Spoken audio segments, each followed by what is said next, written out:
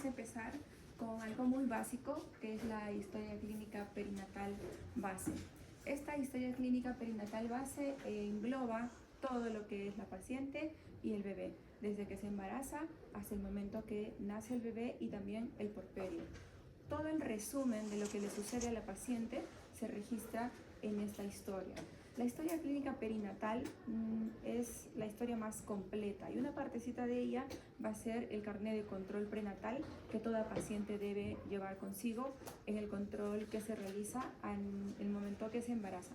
Desde que se hace el diagnóstico de gestación, la paciente tiene que tener un carnet de control prenatal donde vamos a registrar diferentes datos como lo vamos a ver en la exposición.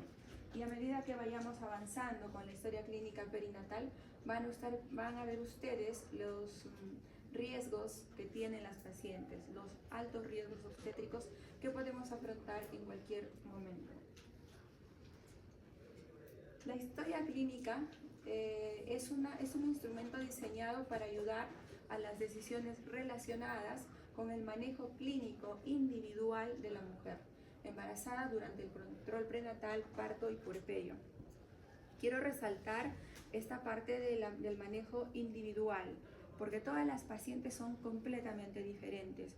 Pueden tener una misma edad gestacional, no pueden tener características similares, pero cada paciente es una paciente completamente distinta, ¿no? Pacientes con 39 semanas que entran en trabajo de parto, están las 4 juntas, de pronto una de ellas hace una complicación, retención de placenta, la otra hace preeclampsia y la otra hace desgarro de canal vaginal y de cervix. Es completamente impredecible la paciente obstétrica y en trabajo de parto más aún. Asimismo, esta historia engloba los datos del neonato e incluso en el ingreso, cuando la paciente tiene un aborto, esta historia clínica perinatal se tiene que realizar porque tiene que quedar registrado en su historia cuál fue la causa del aborto. Puede ser un aborto provocado, puede haber sido una gestación no evolutiva, puede ser un óbito embrionario, puede ser un aborto incompleto espontáneo, que ya llega a la paciente con este diagnóstico al hospital. Y también lo que pasó después del aborto, porque ahora no es muy frecuente por el misoprostol, pero antes, ¿no? En el tiempo que yo hacía mi residencia, 2021-22, llegaban pacientes con aborto y con perforación uterina, porque antes se hacían los curetajes clandestinos con curetas y perforaban el útero y pacientes tenían un alto porcentaje de morbilidad y mortalidad también. La historia clínica perinatal base, como toda historia clínica, tiene diferentes partes. Dentro de ellas tenemos la primera, que está englobando la filiación, antecedentes, datos basales de la paciente. La segunda, se presentan los espacios respectivos para el registro de los controles prenatales. En la tercera parte va a estar referida al parto, al aborto del recién nacido y el puerperio, y un listado de las principales patologías relacionadas con el recién nacido. Y en la cuarta se va a registrar todo lo del egreso, reingresos, indicaciones de alta y epicrisis. Un listado con los códigos de las indicaciones principales de parto operatorio y la inducción con sus respectivos medicamentos en caso de la paciente haya necesitado este procedimiento. Acá tienen la historia clínica perinatal base. Como yo no sabía que estaba grabado acá, pero igual les paso mis diapositivas, no tengo problema para que estudien bien porque es un súper resumen de todo lo que tienen que saber. Y al costado izquierdo van a encontrar diferentes patologías que son los diagnósticos de alto riesgo obstétrico más frecuentes que tenemos en las pacientes. El alto riesgo obstétrico puede darlo la paciente, por ejemplo, hipertensión crónica, preeclampsia, diabetes, ¿no? Otras enfermedades, lupus, artritis reumatoide, etc. Y otras patologías de alto riesgo obstétrico pueden estar dadas por el feto, RCIU, macrosomía, situación transversa, ¿no? Y también hay patologías que pueden ser dadas por la placenta, sus anexos y líquido amniótico. La placenta, por ejemplo, placenta previa, desprendimiento de placenta, placenta subcenturiada, un cordón de una inserción velamentosa que va a ocasionar un RCIU, basa previa, y en relación al líquido amniótico puede ser que haya problemas de polidramnios, de lipidramnios, y con relación a las membranas puede haber RPM o ruptura precoz. Todos esos diagnósticos son los aros que podemos encontrar y muchos otros más que ya los van a ir aprendiendo poco a poco, pero en la lista está y sería bueno que lo revisen. Este es el carnet de control prenatal que les había mencionado, que es como un extracto de la historia clínica perinatal base. Con este carnet es que la paciente se maneja y con este carnet ella va constantemente a sus consultas, ¿no? En el primer trimestre puede ser el control cada mes, puede ser cada 3 semanas, en el segundo trimestre puede ser cada 15 días y en el último trimestre cada semana. Esto es algo estandarizado. Sin embargo, las pacientes son distintas y muchas de ellas pueden ser citadas con la frecuencia que se considere según la patología que tenga. Como ven allá, quiero incidir mucho en la parte de los antecedentes obstétricos porque recibimos referencias de ya médicos graduados donde nos ponen, por ejemplo, ¿no? Una paciente que esté embarazada actualmente, pongámosles 20 semanas, y que acude al control y dice tengo 2 hijos. Entonces, si tiene 2 hijos y está embarazada, ¿qué le pondrías en la parte de gestas? 3. ¿Qué le pondrías en la parte de gestas? 1, 2, 3. No voy a preguntar mucho porque mi primera clase llevando otro módulo me demoré mucho porque pregunté un montón y me quedaba poco tiempo. Entonces, no se pone 3, ¿ya? Entonces, no se olviden de esa parte, ¿ya? Quiero que quede bien claro porque es algo muy importante, tanto para cuando sean médicos como para cuando hagan su examen, cuando hagan la evaluación de la paciente. Se coloca 2. ¿Por qué? Porque dice antecedentes obstétricos. Recuerden eso. No dice diagnóstico de la paciente, que eso vaya abajo. Ahí la paciente tiene 2 gestas, ¿no? Y tiene 2 partos, o un aborto y un parto, como se dé la situación. Pero de acuerdo al número, una paciente tiene gestas cuando tiene un bebé vivo, cuando tiene, por ejemplo, un aborto o tuvo un embarazo ectópico, y la mola también cuenta como gestas. Entonces, todo eso tiene que considerarse. En este carnet de control no está considerado, por ejemplo, el embarazo ectópico. Entonces, ahí se le agrega en aborto, abajito, embarazo ectópico 1 y luego mola, abortos, molar 1 y se completa. Les aconsejo que llenen el carnet de la parte de acá hacia acá, para que vayan retrocediendo y van juntando todas las gestaciones que ha tenido la paciente. Y siempre preguntar cuántos hijos vivos tienes, ¿ok? ¿Cuántos abortos? ¿Cuántas pérdidas? ¿O has tenido un ectópico, alguna operación? Incidir en esas preguntas. Luego ya vienen los antecedentes familiares y todo lo demás que lo van a ir aprendiendo a llenar en la práctica, pero como ven, tanto la talla y el peso también son importantes. Algo que tenemos que ver mucho ahora es la relación de peso-talla al índice de masa corporal, porque el mayor problema que tenemos ahorita es la obesidad. La obesidad no es compatible con un embarazo, porque trae muchos problemas, preeclampsia, diabetes gestacional, y nos complica muchísimo la atención de las pacientes. Entonces, se dice que el 80% de las pacientes que van a embarazarse no están preparadas para ser madres. Estamos hablando desde el punto de vista médico, ¿no? Y de equilibrio endocrinológico. Y para que una paciente se embarace, debería prepararse mínimo desde un año antes y tomar vitaminas y estar en un peso adecuado y examinarse que no tenga patologías. Porque ahora las pacientes ya no se embarazan a los 19, 20 años, se embarazan a los 35, a los 32. Y el tipo de vida que tenemos ahora, que es un nivel de estrés alto, pues entonces ocasiona que aparezcan enfermedades que antes se daban en edades mayores. Ahora, ¿por qué es importante esta historia clínica? Esta historia clínica no ha sido creada por una sola persona, ha sido creada por un staff de médicos y por la Organización Mundial de la Salud, y está aplicada en nuestro país y en todos los países, con la finalidad de fortalecer los procesos de gestión local, ¿no? ¿Qué significa? Por ejemplo, control de las embarazadas, que ninguna se escape al control prenatal. En las zonas donde ustedes van a hacer su servicio rural, van a tener que tener un radar donde todas sus pacientes gestantes estén controladas, y la que no va, la tienen que buscar. Se requiere estandarizar los indicadores de calidad de atención y la prestación de salud brindada al binomio madre e niño, para lo cual la historia clínica es la fuente esencial de datos, como lo han visto adelante. Si no tenemos los datos de la paciente, pues no sabemos nada. Es como conocer una persona, ¿no? Si ustedes no conocen a una persona adecuadamente, pues entonces no van a poder saber cómo actuar con ella. y así poder aplicar analíticamente el instrumento y procesar los datos de los mismos.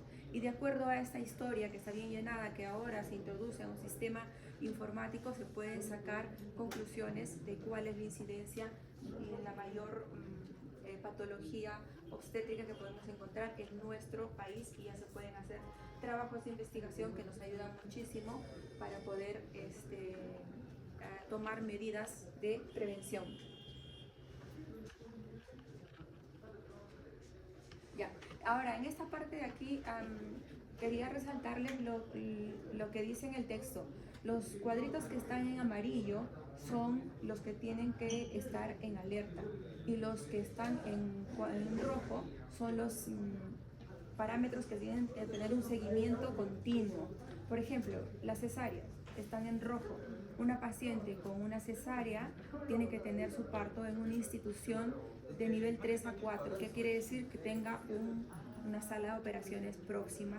¿Por qué? Porque puede darse parto, puede haber signos de inminencia de ruptura uterina, entonces no se puede atender en cualquier centro o posta de salud, tiene que atenderse en un hospital de nivel 3.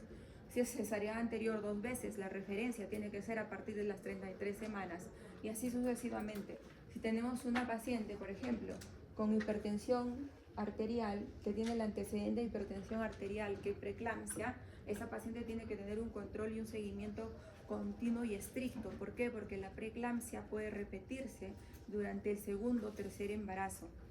Ahora tenemos, gracias al adelanto de la ciencia, tenemos muchos mecanismos para detectar a estos pacientes. Por ejemplo, tenemos la ecografía genética, la ecografía morfológica, que ya seguro la han escuchado, y en la clase que corresponda les van a explicar más detalles sobre esto. Pero, por ejemplo, una ecografía genética se realiza entre las 10 y las 14 semanas, ¿no? Lo más frecuente es las 12 semanas. Se evalúa al feto, pero también se evalúa a la madre, y ahí evaluamos lo que es la resistencia de la arteria uterina. Si esta se encuentra arriba del percentil 95, también les vamos a enseñar unos aplicativos del Instituto de Barcelona para que puedan ayudarnos a sacar los valores. Si es mayor del percentil 95 esta paciente, de hecho que tiene un alto porcentaje de ser problema de preeclampsia. ¿Y qué es lo que se hace? Se les da ácido acetilsalicílico 150 miligramos antes de las 16 semanas. Y como la genética se hace entre las 10 y las 14 semanas, pues estamos en buen tiempo. Si les dan después de las 16 semanas, no sirve. ¿Por qué? Porque la invasión trofoblástica, la segunda oleada, se da a las 16 semanas. Y se han visto resultados. Antes veíamos preeclampsia con 30, 31 semanas, 28, y el porcentaje de sobrevivencia de los productos era bajísima, y si sobrevivían también tenían muchos problemas de prematuros. En cambio ahora se presentan 35, 36 semanas, y eso lo vemos en el hospital. Motivo de trabajo de investigación, sí, claro, pueden tomarlo como una idea. Los antecedentes en la paciente de filiación son importantes. ¿Por qué? Porque tienen que tener el nombre adecuado y todos los datos adecuados. Muchas pacientes, ahora ya no hay eso, pero antes sí venían sin DNI, sin dirección, etc. Pero es importante.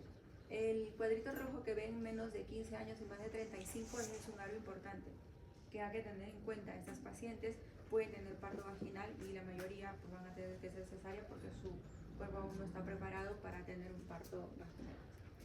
Como dice ahí, la dirección, la localidad y todo tiene que estar muy claro y tiene que ser real, porque si tenemos una paciente que vive en Arequipa, pues excelente, pues cualquier cosa va a acudir a su centro postal de salud, que ya tenemos una red de atención.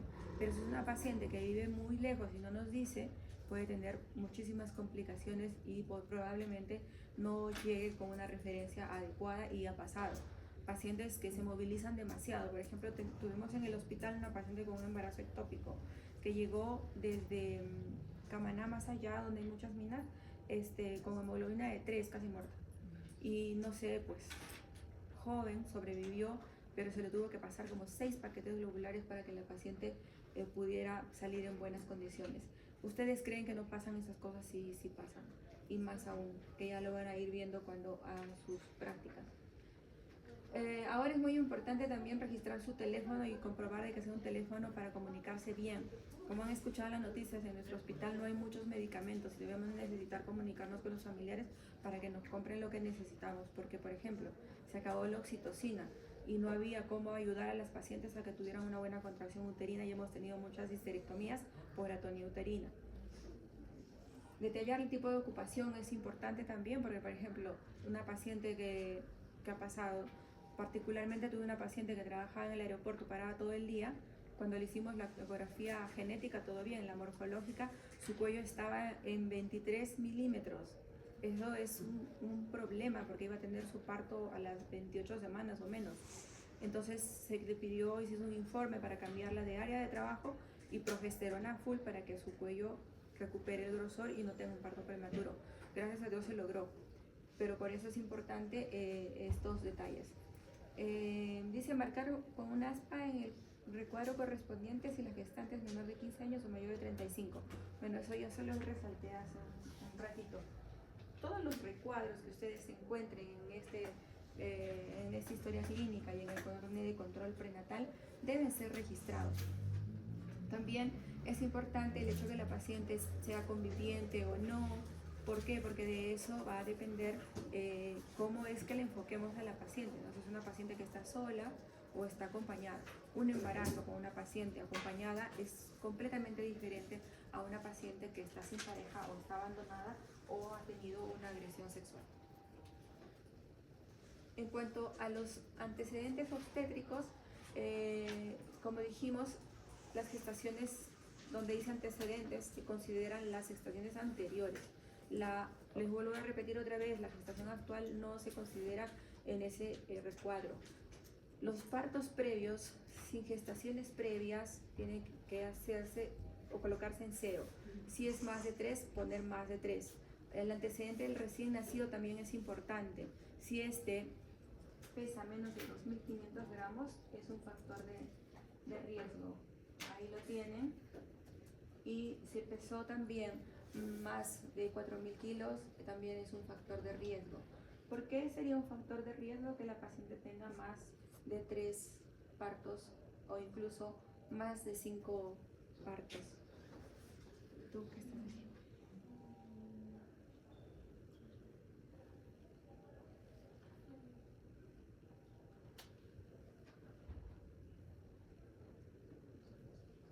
¿Alguna idea de alguien que me pueda responder?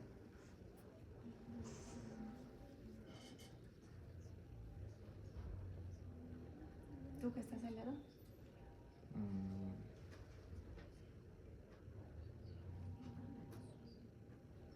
Pero podría ser porque tiene más probabilidad de tener atonía uterina, ¿no? Sí, así es. Es importante eso porque una gran multigesta es aquella que tiene más de 5 gestaciones y una gran multípara más de 5 partos. Entonces, el útero es como un globo que lo inflas, si lo dejas muchas horas inflado, luego lo desinflas y va a quedar flácido. El útero le pasa lo mismo. En algunas pacientes puede suceder esto y el útero nunca contrae y lo que tenemos que hacer es una histerectomía, eso es atonía. Hipotonía es cuando el útero no contrae, pero le ponemos uterotónicos que, por ejemplo, ya les voy diciendo, oxitocina, misoprostol, ergometrina, y reacciona, pues es hipotonía. Cuando no reacciona es atonía. Los recuadros pueden, donde no hay gestación, no ha habido abortos, no ha habido nada, pueden poner 0 o pueden poner una rayita.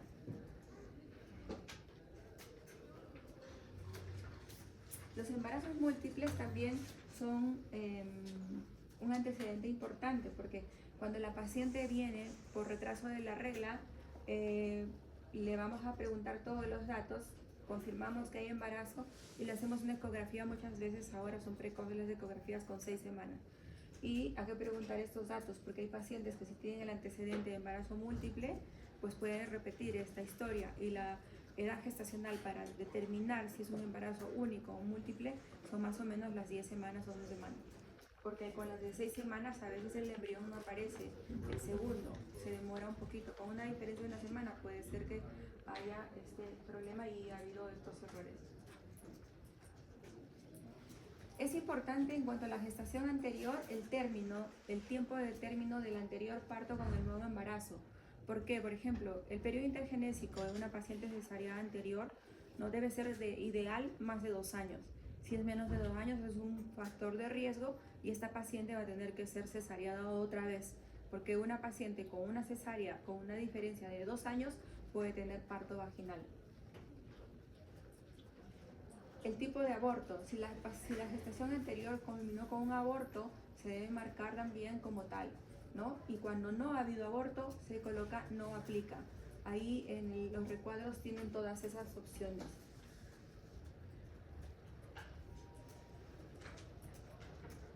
Hay una parte de la historia clínica perinatal base que habla sobre la paciente captada y la paciente referida. Es también importante saber si esta paciente acude al centro de salud de una manera espontánea o ha sido captado por algún personal de salud, por una visita domiciliaria, por charlas o por un personal. En los lugares alejados tienen una persona en su región, en su población que ayuda al centro de salud, a la puesta de salud, de los profesionales de la salud para poder identificar pacientes gestantes, pacientes con tuberculosis, pacientes con alcoholismo, niños con maltrato, mujeres con maltrato, etc. Esas personas nos ayudan y ustedes se van a encontrar con ellos cuando hagan el serum en las zonas más alejadas. Y también ver si ha sido referida por ese es el llamado agente comunitario. En cuanto a los antecedentes familiares, aquí yo les quiero recomendar que sean muy preguntones, si valga la palabra. Siempre preguntar a las pacientes, no, ¿tienes antecedentes familiares? No le pueden decir eso porque la paciente a veces no entiende muy bien esta frase. Entonces le tienen que preguntar, pues, si tus familiares tienen diabetes, han tenido hipertensión, cómo han sido sus bebés, han nacido normales, han tenido malformaciones, tienes algún sobrino, hijo o nieto con algún problema, ¿no? Todo hay que preguntar porque eso nos va a ayudar. ¿Para qué? Para enfocar a la paciente. Tenemos pacientes, por ejemplo, que han tenido sus familiares problemas genéticos que son transmisibles autosómicamente dominantes o recesivos. Y esos pacientes tenemos que hacerles obligatoriamente su ecografía genética y obligatoriamente su ecografía morfológica. Por ejemplo, hay pacientes que han tenido un bebé con anencefalia. El porcentaje de volver a presentar un bebé con anencefalia es alto. Entonces, para tener más cuidado y no llegue a una gestación avanzada con un bebé que va a nacer y no va a vivir, pues tenemos que tener mucho cuidado. En los antecedentes personales también hay que investigar mucho sobre, miren, ahí están los cuadros rojos, aborto habitual o recurrente, una paciente con 3 abortos y es una paciente de mucho cuidado, porque puede que tenga una incompetencia isquiocervical, por ejemplo. Una paciente con cardiopatía se la tiene que manejar de manera multidisciplinaria. La cirugía previa hemos conversado, una paciente con eclampsia puede volver a hacer eclampsia cuando haga una hipertensión en el embarazo actual. La hemorragia posparto. Este es un antecedente muy importante. ¿Por qué? Porque las pacientes que van a tener parto puede que repitan este evento y es bastante peligroso. Lo peor que les puede pasar es tener una hemorragia posparto y no saber actuar ante ella porque estas muertes son prevenibles. Y luego las pacientes con TBC pulmonar y las de VIH-Sida que tienen una incidencia alta, había bajado pero ahora ha vuelto a aumentar. Las pacientes con VIH es controversial, pero hasta ahora siguen siendo cesárea y debe hacerse antes de las 38 semanas con un tratamiento con medicamentos correspondientes para que el bebé tenga menor riesgo de hacer VIH. En relación a la vacuna antitetánica, esta vacuna no viene sola, también viene para la difteria, para la pertusis, entonces tienen que, la tosferina, tienen que incidir en la vacuna de estas pacientes. Si la paciente ha recibido la vacuna dentro de los 10 años de esta gestación, puede que no reciba la vacuna antitetánica, pero si no, tiene que ponérsele 2 dosis. Y eso generalmente es a las 28 semanas y 32 semanas. El tipo de sangre es importante, el tipo de sangre y sobre todo el factor RH. Cuando la madre es O y el padre es A B o B, puede haber un poco de incompatibilidad y tener histericia al recién nacido. Pero más problema nos da cuando hay una madre RH negativa, porque ella pueda estar sensibilizada o puede sensibilizarse. Entonces, en pacientes que tienen abortos, molas, ectópicos, que no han llegado a término, la gestación generalmente se pasa este dato. Por eso que esta historia debe ser llenada, como dije al principio, en todos los embarazos, lleguen a término o no. ¿Para qué? Para identificar una paciente, porque ustedes saben que existe la vacuna anti-D que previene de que haya esta sensibilización, que se coloca a las pacientes a las 32 semanas o se puede colocar hasta las 72 horas postparto. La alumna que está ahí al fondo, que está detrás de la chompa roja, que acabo de decir sobre el factor RH. ¿Cómo? Ya, ¿y qué medidas tienes que tomar? ¿Qué vacuna le indicas? Ya, hay que prestar atención porque eso te va a venir en el examen. Y te van a preguntar cualquier rato. Muy bien, el fumar cigarrillo también hay que contabilizar en las pacientes. Es importante porque ya saben, pueden causar problemas al bebé. Los antecedentes ginecológicos. Cuando ustedes reciben una paciente y si ustedes van a tener una especialidad distinta a lo que es ginecología y obstetricia, no crean que van a librarse de hacer esta pregunta. Y si lo hacen, van a tener algunos problemas y problemas serios. Por ejemplo, en dermatología, pacientes que vienen referidas de dermatología por una gestación de 6 semanas, de 7 semanas, ¿no? Y que por el acné están recibiendo una medicación que es teratogénica, ¿no? ¿Y por qué fue? Porque no le preguntaron la fecha de última regla. En cualquier especialidad, una paciente oncológica que no le preguntaron la fecha de última regla y llegó a nuestro hospital recibiendo radioterapia, quimioterapia y estaba gestando.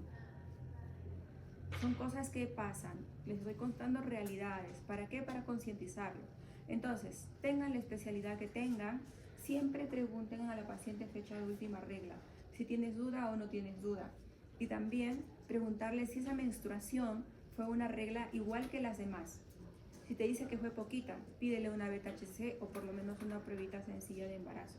Y muchas pacientes han salido de cirugía con apendicitis de que están gestando. Nos piden sugerencias para ver qué podemos hacer para que esta paciente no tenga problemas. Diagnosticar tiempo de embarazo y para qué, para que cambien el tipo de anestesia. Otra cosa importante que no deben olvidarse es que una paciente que está gestando debe tener una ecografía del primer trimestre. El primer trimestre es antes de las 12 semanas. ¿Y por qué es importante? Porque ahora tenemos los aplicativos que les vamos a enseñar en práctica, donde tú vas a encontrar pacientes que no sé mi fecha de última regla, pero estoy embarazada. Ya me hice la prueba, pero no sé mi fecha de última regla.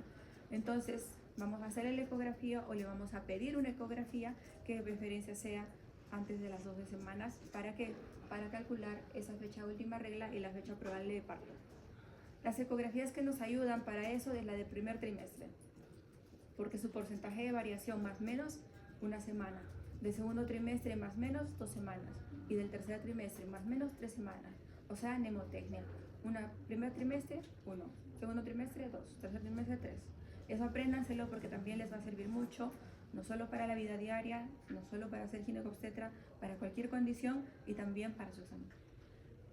La fecha probable de parto es muy importante. ¿Por qué? Porque a la paciente ya le vamos a decir más o menos vas a dar luz en este tiempo. Entonces, tienes que tener precauciones, signos de alarma, que si se mueve su bebé o no se mueve, que tienes que venir a tus controles más seguido, ¿no? Y también la fecha probable de parto es importante porque hay pacientes que les van a pedir un consentimiento para poder viajar. Cuando el producto es único, puedes darle permiso hasta las 36 semanas por cualquier vía terrestre o aérea. Pero cuando es gemelar, solamente hasta las 32 semanas pueden tomar un medio de transporte. En cuanto a hospitalización, es importante saber cuántas veces ha estado hospitalizada la paciente y por qué. ¿Qué tal si estuvo hospitalizada por descartar un VIH y resulta que salió negativo? Y otra prueba positiva y luego al final negativo. Le tienes que volver a repetir y a veces resulta que sí tiene VIH porque ya saben que existe el periodo de ventana, ¿no? Entonces, se ha tenido consultas por emergencia también y por qué. En cuanto a los antecedentes ginecológicos, ya se los he dicho. Exámenes y violencia de género. Dentro de los exámenes todos son importantes y como les he dicho en la práctica, Los exámenes que tenemos que pedir a una gestante cuando empieza el embarazo son hemograma, hemoglobina, glucosa, creatinina, grupo, factor, HIV, RPR, sedimento urinario. La controlamos con esos exámenes. Si, escúchame, si el sedimento está sospechoso, con 3 cruces, 2 cruces de bacterias, leucocitos 1 a 2, se hace urocultivo. Si tiene sedimento con leucocitos 10 a 15, bacterias 1 cruz, se hace urocultivo. En conclusión, cuando el sedimento está sospechoso, hay que hacer urocultivo, porque las pacientes pueden tener una infección urinaria o una bacteriuria asintomática, que al final el tratamiento es el mismo. Una de las principales causas para que tengan un aborto es que tengan infecciones. Luego en la glicemia. La glicemia también es importante porque ahora han cambiado los parámetros. Antes esperábamos que la paciente tenga una glucosa menor de 110. Ahora ya no es así. Ahora una paciente gestante debe tener su glucosa en 80. Y si tiene la glucosa en 105 a más, y es una paciente con diabetes gestacional, si es que ella no ha registrado glucosas altas antes. Lo demás ya se los... Las pacientes con pruebas de TORCH generalmente se pueden aplicar, pero como van a hacerle una anamnesis anterior, si han tenido algún bebé, por ejemplo, con RCIU o con alguna malformación neurológica, hay que hacerle el examen porque probablemente ha tenido una de estas enfermedades. ¿Y qué es TORCH? ¿Qué creen que es TORCH? Por acá de moradito. ¿Cuál?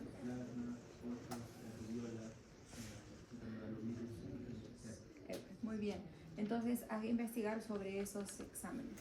Es sobre todo cuando la paciente tiene antecedentes, también ha tenido partos prematuros y cuando le han hecho el examen le han encontrado alguna alteración, ¿no? Los controles prenatales. Esta es la historia de la parte posterior de cuando les mostré la anterior de carnet de control prenatal con la flecha roja. La parte posterior viene con estos datos que tienen que llenar: edad gestacional, peso, temperatura, presión, pulso, altura uterina, la situación, la presentación, la posición, latidos, movimientos y todo lo demás. Todos estos parámetros son súper importantes y dentro de ellos los que están arriba. Y la edad gestacional se tiene que determinar de manera adecuada, porque cuando hagan la patología de RCIU, lo primero que tienen que hacer es determinar la edad gestacional y una fecha de última regla casi exacta. ¿Por qué? Porque podemos tener el error de decir es un RCIU cuando realmente no lo es, ¿ya? Por eso es importante la fecha última regla. Si la paciente tiene duda, pues contar con la ecografía del primer trimestre. No se les debe pasar ese detalle en todas las pacientes que ustedes atiendan con retraso de menstruación y confirmar su edad gestacional con una ecografía. Cuanto más pronto se la pidan, mejor. E insistir en eso. Ver la presión arterial. Generalmente las pacientes cuando vienen, ahora todas casi vienen a su control prenatal por el programa del CIS. Apenas llegan a su consultorio, pues tomarle todas las funciones y ahí van a registrar una presión arterial. ¿Para qué sirve este control cuando tiene, por ejemplo, 8 semanas y le tomas la presión y te sale una presión de 80-60? Para saber que esa paciente es normal, no tiene una hipertensión crónica anterior. Entonces, cuando aparezca una presión, generalmente esta va a tener un problema de preeclampsia. ¿Pueden haber casos raros que debuten con hipertensión crónica y preeclampsia? Sí, pero eso lo sabremos después que nació el bebé y la presión alta continúe alta después de que hayan pasado los 10 días del posparto. Entonces, ahora, la altura uterina es importante. Digamos, estás controlando a tu paciente y resulta que llegas a las 28 semanas, tiene altura 28. Las citas después y a las 32, 34 semanas sigue con 28. Acá está algo mal. Entonces ya la identificas. Identificar un RCIU a esta edad gestacional es importante. ¿Por qué? Porque vas a empezarle a hacer su Doppler, como lo van a ver en sus clases de patología, y van a identificar el RCIU y entonces vamos a dar maduración pulmonar y vamos a determinar el momento en que se termina la gestación. Y este bebé va a tener mayores posibilidades de vivir, mayor función pulmonar, porque lo hemos identificado antes de las 35 semanas y podemos darle maduración pulmonar y va a tener una mejor calidad de vida. O sea, todos los datos que están aquí tienen importancia. Y en cuestión de situación, presentación y posición, no es lo mismo. Siempre me dicen posición cefálica, posición podálica. No, presentación. Hoy día vamos a aprender lo que es presentación cefálica o presentación podálica. ¿Ya? Esas son las únicas presentaciones que existen. Después ya vamos a ver patologías de situación y todo lo demás. Dentro de este control prenatal, la Consejería de Planificación Familiar no va a empezar cuando termina el embarazo. La Consejería de Planificación Familiar empieza desde incluso antes del embarazo, ¿no? Entonces, hay que dar consejería a las pacientes de planificación de forma constante, de una manera muy amigable, no forzándolas a usar un método, sino haciendo que tomen conciencia por qué no embarazarse muchas veces.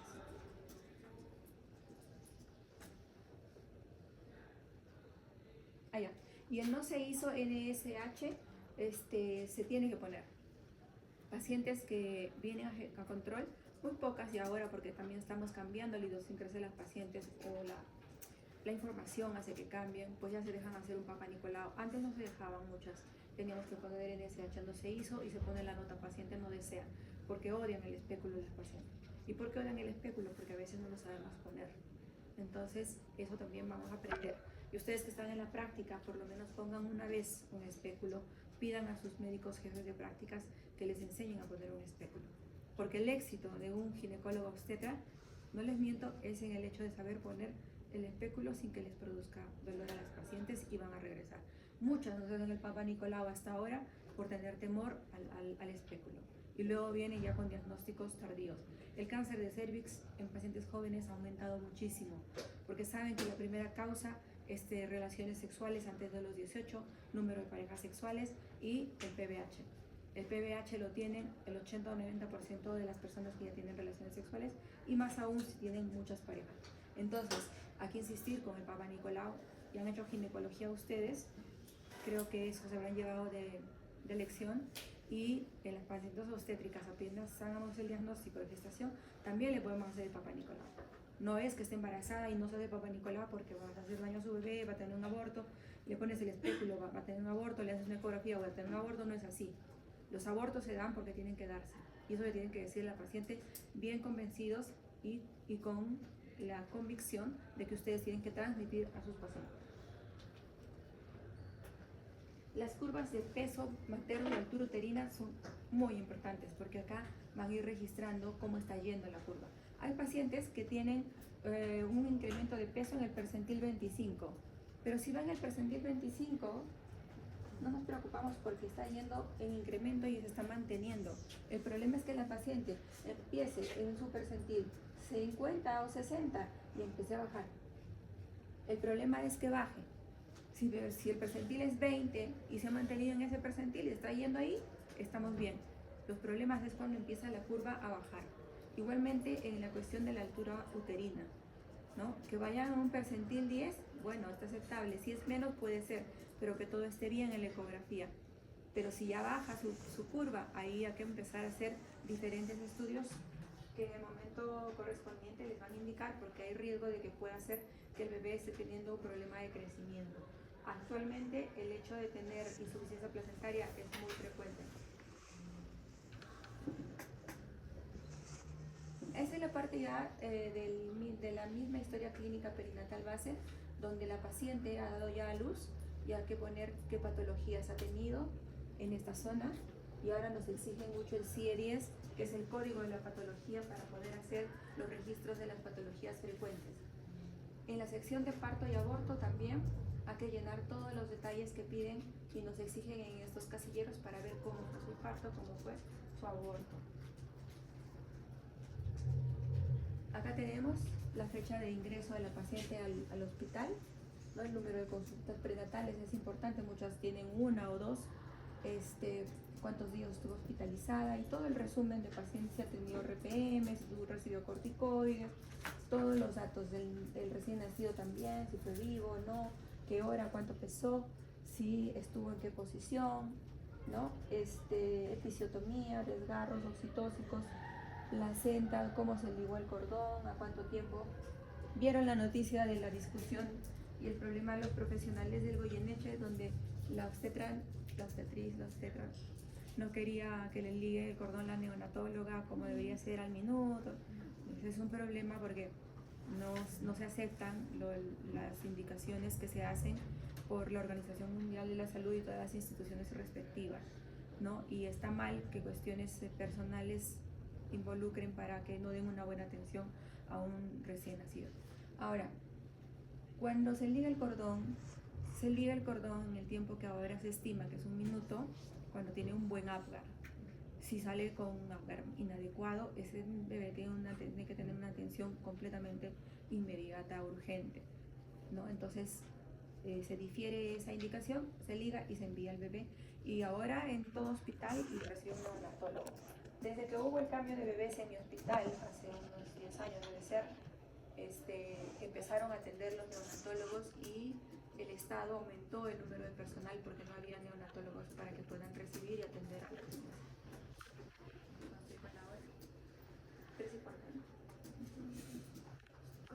La sesión del recién nacido es fácil llenarlo porque ya vienen los datos hechos por el neonatólogo y la obstetriz. Recordarles que un buen registro de datos es el primer paso para tener una información de calidad, relevante y útil para tomar decisiones apropiadas. Y eso lo van a ver cuando vayan haciendo las historias. Haciendo ahora las prácticas con los alumnos que me tocó, estamos haciendo historias, ellos mismos plantean los diagnósticos y ellos mismos plantean el tratamiento. Y luego de ello vamos corrigiendo. No, yo les aconsejo que si tienen a veces algunos momentos libres en la práctica, porque no es posible estar todo el tiempo con ustedes, miren una historia, pidan permiso a los residentes, sean residentes o a las licenciadas, y miren la historia, solo vean la parte de adelante y de ahí planteen la parte del diagnóstico, tápenlo y planteen ustedes su propio diagnóstico. Y al plantear su propio diagnóstico van a luego comparar con el diagnóstico de la historia y así se van a autoevaluar. El carnet de control perinatal, ya hemos hablado mucho sobre eso, ya no hay nada más que decirles. El mensaje que les he dejado antes es ese y eso es todo. Muchas gracias. Nos vemos la próxima.